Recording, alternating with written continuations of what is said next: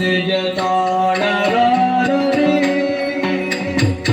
ಮರುಗೆ ಗಿರಿಗಾನಗೆಳಲಿ ಸಂಚರಿಸುತ್ತಿರಲು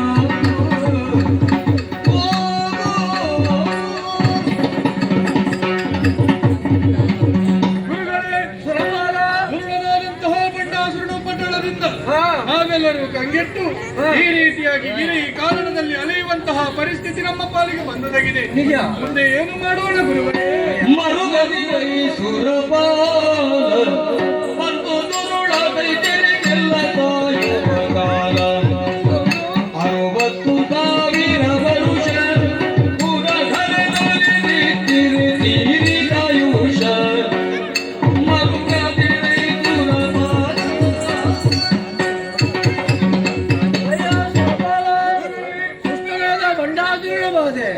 ಸಾಧ್ಯವೇ ಇಲ್ಲ ಬದುಕುವುದಕ್ಕೆ ಎಂಬುದಾಗಿ ತಿಳಿದಿದ್ದೀಯಾ? ಹೌದು. ಚಿಂತಿಸದಿರಯ್ಯ.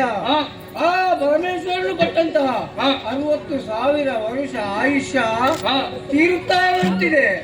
ಕೆಲವೇ ಸಮಯದಲ್ಲಿ ಅವನ ವಧೆಯಾಗುವುದಕ್ಕೆ ಇದೆ. ಆದರೆ ಅವ ಸಾಯುವುದು ಅಷ್ಟೊಂದು ಸುಲಭ ಅಲ್ಲವಲ್ಲಪ್ಪ.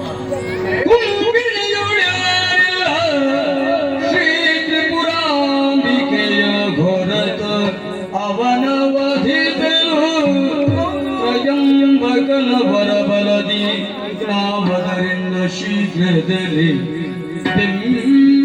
ಬಿಡಲಿ ಮರುಭಕ್ತಿಯಲ್ಲಿ ಮರಿಗುಂಬ ಜನನಿಯ ಗೆನಲು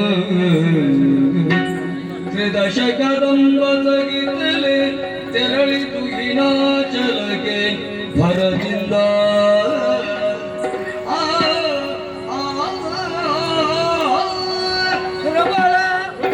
ಆದರೆ ಆ ಮಂಡಾಸುರನ ವಧೆ ಅಷ್ಟೊಂದು ಸುಲಭವಲ್ಲ.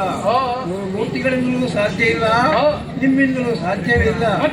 ಅವನ ವಧೆಯಾಗಬೇಕಿದ್ರೆ ಜಗತ್ ರಕ್ಷಕಿಯಾದ ಮಹಾದೇವಿಯೇ ಪ್ರತ್ಯಕ್ಷಳಾಗಬೇಕು. ಅವಳೇ ಬರಬೇಕು. ಅವಳೇ ಬರಬೇಕಿದ್ರೆ ನಾವು ಇಲ್ಲಿ ಇರುವುದು ಸರಿಯಲ್ಲ. ಕುಹಿನಾದ್ರಿಗೆ ತೆರಳೋಣ, ಅಂಬಾಜ್ವರವನ್ನು ಕೈಗೊಳ್ಳೋಣ, ಆಕೆಯನ್ನೇ ಪೂಜಿಸೋಣ, ಭಜಿಸೋಣ, ಅತ್ತಗಳ ಹೋಗೋಣ.